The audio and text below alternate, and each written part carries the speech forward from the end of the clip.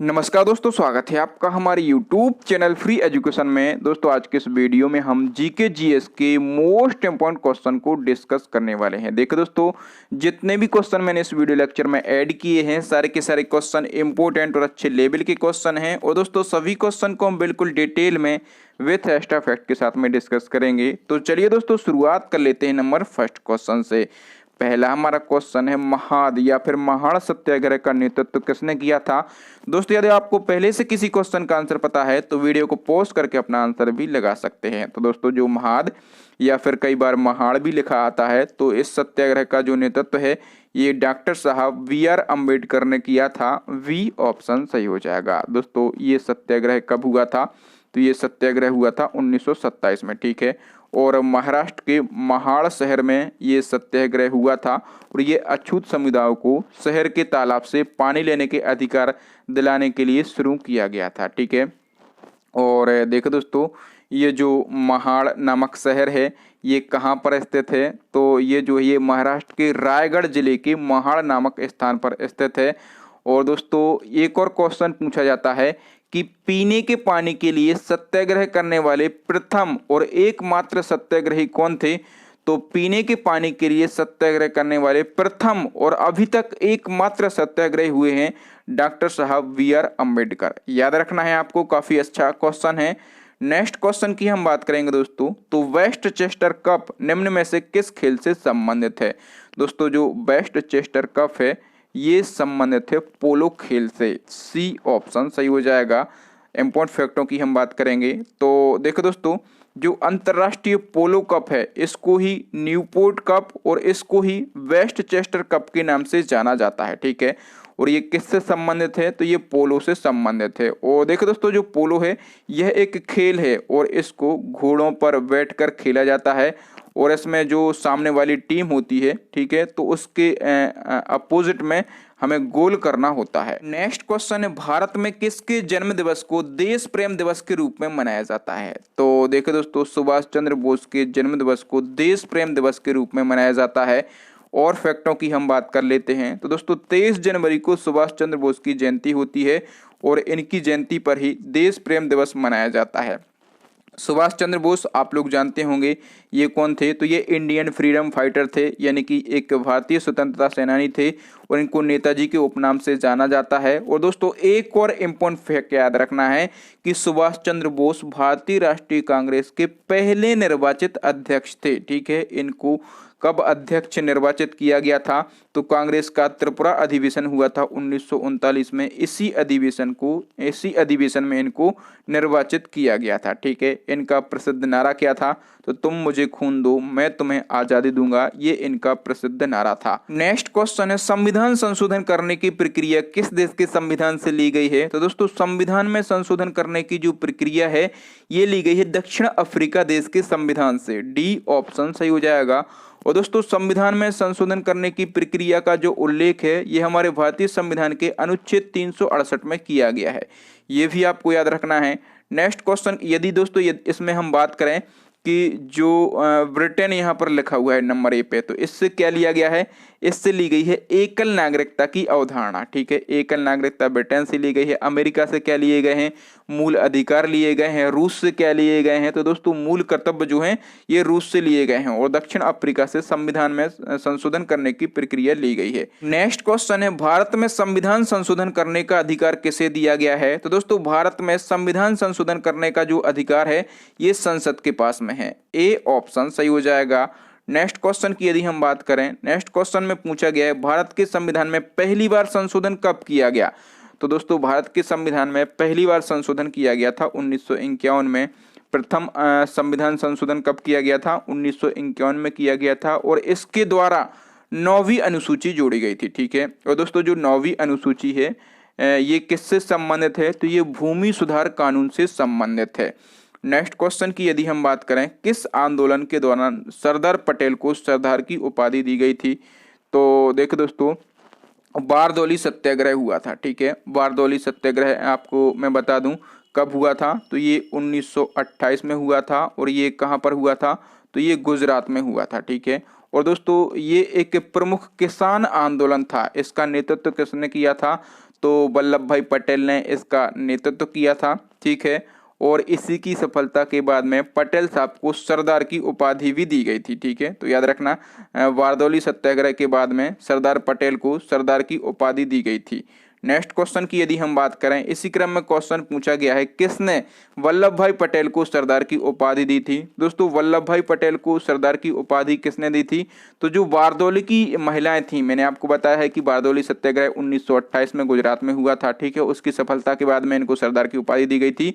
तो जो बारदौली की महिलाएं थी, ठीक है, उन्होंने वल्लभ भाई पटेल को सरदार की उपाधि दी थी। नेक्स्ट क्वेश्चन की हम बात करें, विश्व की प्रथम रेलगाड़ी कब चली। दोस्तों विश्व की प्रथम रेलगाड़ी जो है ये चली थी 27 सितंबर 1825 को। कब? 27 सितंबर 1825 को विश्व की पहली रेलगाड़ी चली थी। और ये जो विश्व की पहली रेलगाड़ी है ये भाप इंजन की सहायता से चलाई गई थी। और कहां से कहां तक के बीच में ये चली थी, तो लंदन से लगाकर डार्लिंगटन तक। कहां से? लंदन से लगाकर डार्लिंग तक ये रेलगाड़ी चलाई गई थी। इसी क्रम में आपसे एक और क्वेश्चन पूछा जाएगा कि भारत में पहली रेलगाड़ी कब चलाई गई थी। तो भारत में पहली रेलगाड़ी सभी लोग जानते होंगे 1853 में चलाई गई थी, ठीक है। और यदि पूरी डेट की बात करें तो 16 अप्रैल 1853 को चलाई गई थी। कहां से कहां के बीच में, तो मुंबई से थाड़े के बीच में। और टोटल कितने किलोमीटर चली थी, तो 34 किलोमीटर, कहीं कहीं आपको 35 भी मिल सकता है। इस ट्रेन में लगभग कितने यात्रियों ने यात्रा की थी, तो 400 यात्रियों ने यात्रा की थी। और ये जो ट्रेन चली थी तो किसके शासनकाल में चली थी, तो लॉर्ड डलहौजी के शासनकाल में ये ट्रेन चलाई गई थी। नेक्स्ट क्वेश्चन की यदि हम बात करें दोस्तों, रेल इंजन के आविष्कारक कौन हैं। तो दोस्तों रेल इंजन के आविष्कारक हैं जॉर्ज स्टीफेंस। कौन है? जॉर्ज स्टीफेंस हैं। नेक्स्ट क्वेश्चन की यदि हम बात करें दोस्तों, किस कांच के प्रयोग से प्रयोगशाला के उपकरण बनाए जाते हैं। दोस्तों प्रयोगशाला के उपकरण जो हैं ये पायरेक्स कांच की सहायता से बनाए जाते हैं। डी ऑप्शन सही हो जाएगा। याद रखना ये क्वेश्चन पूछा जाता है, ठीक है। दोस्तों यदि हम यहाँ पर बात करें फ्लंट कांच, तो जो फ्लंट कांच होते हैं, तो जो कैमरा होता है, ठीक है, या फिर जो दूरबीन होती है और जो लेंस होते हैं, ठीक है, तो इस प्रकार से इसके निर्माण में फ्लंट कांच का प्रयोग किया जाता है। क्राउन कांच से क्या बनाया जाता है, तो दोस्तों जो इलेक्ट्रिक बल्ब होते हैं वो क्राउन कांच के बने होते हैं, ठीक है। और जो क्रुक्स कांच है तो इससे क्या बनता है, तो दोस्तों जो धूप के चश्मे होते हैं, ठीक है, तो धूप के चश्मे के यदि लेंस बनाना है तो वो हम क्रुक्स कांच की सहायता से बनाएंगे। नेक्स्ट क्वेश्चन की यदि हम बात करें, अंतर्राष्ट्रीय मानव उड़ान दिवस किस दिन मनाया जाता है। दोस्तों अंतर्राष्ट्रीय मानव उड़ान दिवस जो है ये मनाया जाता है 16 अप्रैल को। कब?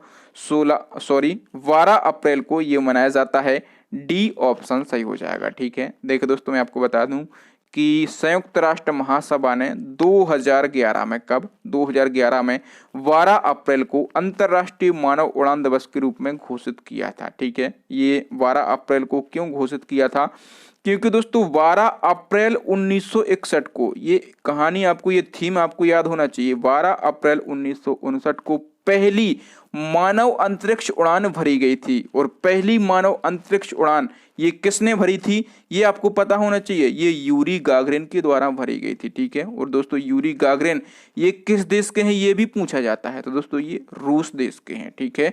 नेक्स्ट वन की यदि हम बात करें दोस्तों, नेक्स्ट हमारा क्वेश्चन है, कश्मीर में शालीमार बाग और निशात बाग किसने बनवाया था। दोस्तों कश्मीर में शालीमार बाग और निसार बाग ये बनवाए थे जहांगीर ने। किसने?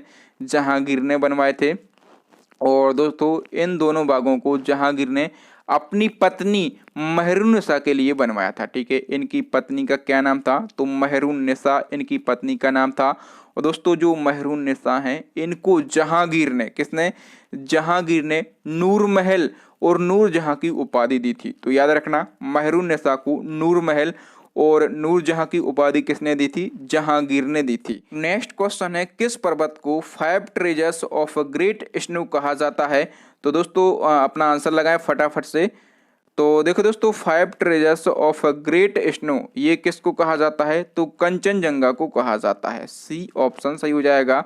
जो कंचनजंगा है ये दुनिया की तीसरी सबसे ऊंची चोटी है, ठीक है, दुनिया की तीसरी सबसे ऊंची चोटी है और अपने देश भारत की सबसे ऊंची चोटी है, ठीक है। और ये कंचनजंगा जो है ये हिमालय रेंज के अंतर्गत सिक्किम में भारत और नेपाल सीमा पर स्थित है। यदि हम इसकी हाइट की बात करेंगे, क्योंकि ये भारत की सबसे ऊंची चोटी है, तो इसकी हाइट कितनी है, तो 8586 मीटर जो है इसकी हाइट है। नेक्स्ट क्वेश्चन है, सिंधु नदी का उद्गम कहाँ से होता है। तो देखो दोस्तों, जो सिंधु नदी है इसका उद्गम तिब्बत में मानसरोवर झील से होता है। सी ऑप्शन सही हो जाएगा। और दोस्तों, जो सिंधु नदी है इसको इंडस नदी के नाम से भी जाना जाता है। यदि हम बात करें इसकी टोटल लंबाई की, तो 2880 किलोमीटर इसकी टोटल लंबाई है। और दोस्तों, यदि हम बात करें कि भारत में इसकी कितनी लंबाई है, तो 1114 किलोमीटर जो है इसकी भारत में लंबाई है। ठीक है। और दोस्तों, जो सिंधु नदी है ये चीन में तिब्बत और भारत में केवल लद्दाख से बहती है। ठीक है। ये चीन में तिब्बत और भारत में केवल लद्दाख से बहते हुई पाकिस्तान में प्रवेश कर जाती है। ठीक है। और फिर ये अरब सागर में जाके गिर जाती है, यानी कि इसका समागम स्थल क्या है, तो अरब सागर है। और दोस्तों, जो सिंधु नदी है ये जो है ये पाकिस्तान की राष्ट्रीय नदी है। याद रखना, पाकिस्तान की राष्ट्रीय नदी कौन सी है, तो सिंधु नदी पाकिस्तान की राष्ट्रीय नदी है। नेक्स्ट क्वेश्चन की बात करें, मीनाक्षी मंदिर कहाँ स्थित है। दोस्तों, जो मीनाक्षी मंदिर है ये मदुरई में स्थित है। कहाँ पर, ये मदुरई में स्थित है। और मदुरई किस स्टेट में आता है, तो तमिलनाडु। ठीक है। राज्य आपसे पूछा जाए तो तमिलनाडु राज्य में स्थित है मीनाक्षी मंदिर। और दोस्तों, ये जो मंदिर है ये देवी पार्वती जी को समर्पित है। ठीक है। यहाँ पर भगवान शिव को सुंदरेश्वर और भगवान पार्वती को मीनाक्षी के नाम से जाना जाता है। नेक्स्ट क्वेश्चन की बात करेंगे। इसी क्रम में एक और क्वेश्चन पूछा गया है कि सूर्य मंदिर भारत के किस राज्य में स्थित है। दोस्तों, जो सूर्य मंदिर जो सन टेम्पल है ये उड़ीसा में स्थित है। कहाँ पर, उड़ीसा में। और फैक्टों को हम डिस्कस करेंगे। तो देखो दोस्तों, जो सूर्य मंदिर है ये उड़ीसा राज्य के पुरी जिले के कोणार्क नामक कस्बे में स्थित है, इसलिए इस मंदिर को कोणार्क। नेक्स्ट क्वेश्चन है, सूर्य मंदिर भारत के किस राज्य में स्थित है। तो देखिए दोस्तों, जो सूर्य मंदिर है ये उड़ीसा राज्य में स्थित है। सी ऑप्शन सही हो जाएगा। और इम्पोर्टेंट फैक्टों को हम डिस्कस कर लेते हैं। दोस्तों, जो सूर्य मंदिर है ये उड़ीसा राज्य के पुरी जिले के कोणार्क नामक कस्बे में स्थित है, इसलिए इस मंदिर को यानी कि सूर्य मंदिर को कोणार्क सूर्य मंदिर के नाम से भी जाना जाता है। इस मंदिर को ब्लैक पैगोडा कहा जाता है। ये मोस्ट इंपोर्टेंट फैक्ट है। ब्लैक पैगोडा जो है ये सूर्य मंदिर को कहा जाता है। इसका निर्माण किसने करवाया था, तो नरसिंह देव प्रथम ने इसका निर्माण करवाया था 1278 ईस्वी में। और इस मंदिर को सन 1984 में यूनेस्को की विश्व धरोहर सूची में शामिल किया गया था। ये सारे फैक्ट जो हैं ये पूछे जाते हैं, तो इन सभी फैक्टों को आप याद रखेंगे। नेक्स्ट क्वेश्चन की हम बात करेंगे, भारतीय सेना के पहले भारतीय सेना अध्यक्ष कौन थे। दोस्तों, भारतीय सेना के पहले भारतीय सेना अध्यक्ष थे general KM Cariappa. A option सही हो जाएगा। नेक्स्ट क्वेश्चन है, किस भारतीय शहर को दुनिया की योग राजधानी कहा जाता है। दोस्तों, दुनिया की योग राजधानी कहा जाता है ऋषिकेश को। किसको, ऋषिकेश को कहा जाता है। और जो ऋषिकेश है ये उत्तराखंड का एक शहर है। नेक्स्ट क्वेश्चन की हम बात करेंगे दोस्तों, पृथ्वी दिवस कब मनाया जाता है। तो दोस्तों, जो पृथ्वी दिवस है ये 22 अप्रैल को मनाया जाता है। वी ऑप्शन सही हो जाएगा। पृथ्वी दिवस मनाने की शुरुआत यदि आपसे पूछी जाए तो इसकी शुरुआत कब हुई थी, तो 22 अप्रैल 1970 से इस दिवस की शुरुआत हुई थी। नेक्स्ट क्वेश्चन की यदि हम बात करें, नेक्स्ट हमारा क्वेश्चन है, लुईस 14वें का युग नामक पुस्तक के लेखक कौन है। दोस्तों, लुईस 14वें का युग नामक जो पुस्तक है इस पुस्तक के राइटर का नाम है वाल्तेयर। सी ऑप्शन सही हो जाएगा। यदि हम बात करें वाल्तेयर की, तो ये फ्रांस का एक प्रसिद्ध लेखक था। ठीक है। और दोस्तों, जो लुई 14वां था ये कौन था, तो ये फ्रांस का एक शक्तिशाली राजा था। ठीक है। लुई 14वां कौन था, तो फ्रांस का एक शक्तिशाली राजा था। नेक्स्ट हमारा क्वेश्चन है, मकड़ी का जाला किससे बना होता है। दोस्तों, जो मकड़ी अपना जाला बनाती है वो किसका बना होता है, वो प्रोटीन का बना होता है। ठीक है दोस्तों, यदि हम बात करें मकड़ी की, तो मकड़ियाँ जो हैं ये आर्थ्रोपोडा संघ की प्राणी हैं। ठीक है। और मकड़ियाँ जो हैं ये अपने शरीर से रेशमी धागे जैसा एक द्रव रिलीज करती हैं। ठीक है। और इसी ये जो द्रव है ये प्रोटीन का बना होता है और इसी से मकड़ियाँ जो हैं वो जाला बनाती हैं। नेक्स्ट क्वेश्चन की यदि हम बात करें दोस्तों, नेक्स्ट हमारा क्वेश्चन है, मदुरई किस वंश की राजधानी थी। तो दोस्तों, जो मदुरई है ये पांडव वंश की राजधानी थी। तो इस क्वेश्चन का ए ऑप्शन सही हो जाएगा। दोस्तों, जो मदुरई है तमिलनाडु का शहर है। ठीक है। और ये पांडव वंश की राजधानी हुआ करती थी। नेक्स्ट क्वेश्चन की यदि हम बात करें, नेक्स्ट हमारा क्वेश्चन है जर्मनी का एकीकरण कब हुआ था। काफी प्यारा क्वेश्चन है, ये कई बार पूछा गया है। दोस्तों जो जर्मनी है इसका एकीकरण हुआ था 1871 में। वी ऑप्शन सही हो जाएगा। दोस्तों डेट भी पूछी जाती है, तो जर्मनी का एकीकरण हुआ था 18 जनवरी, ठीक है, कब? 18 जनवरी 1871 को, ठीक है। और जर्मनी का एकीकरण किसने करवाया था?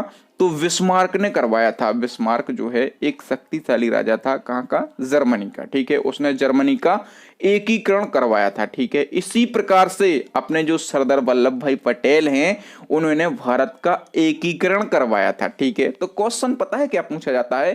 क्वेश्चन आपसे पूछा जाता है कि भारत का बिस्मार्क किसे कहा जाता है? तो सरदार वल्लभ भाई पटेल को भारत का बिस्मार्क कहा जाता है, क्योंकि जो बिस्मार्क थे उन्होंने जर्मनी का एकीकरण करवाया था, ठीक है। इसी प्रकार से सरदार वल्लभ भाई पटेल ने अपने देश भारत का एकीकरण करवाया था, इसलिए भारत का बिस्मार्क किसको कहा जाता है? तो सरदार वल्लभ भाई पटेल को कहा जाता है। दोस्तों यहाँ पर हमारे 25 क्वेश्चन कंप्लीट होते हैं।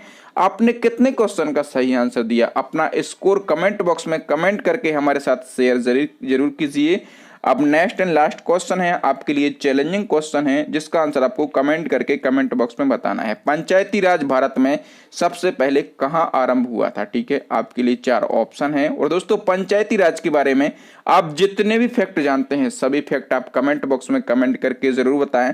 थैंक यू दोस्तों, वीडियो देखने के लिए बहुत बहुत धन्यवाद। आपको वीडियो कैसा लगा ईमानदारी से हमें कमेंट करके जरूर बताएं। दोस्तों आपके पॉजिटिव कमेंट जो हैं ये हमें अंदर से एनर्जी भर देते हैं, और इसी प्रकार से इंपॉर्टेंट क्वेश्चन, अच्छा कंटेंट लाने के लिए हम मेहनत करते रहते हैं।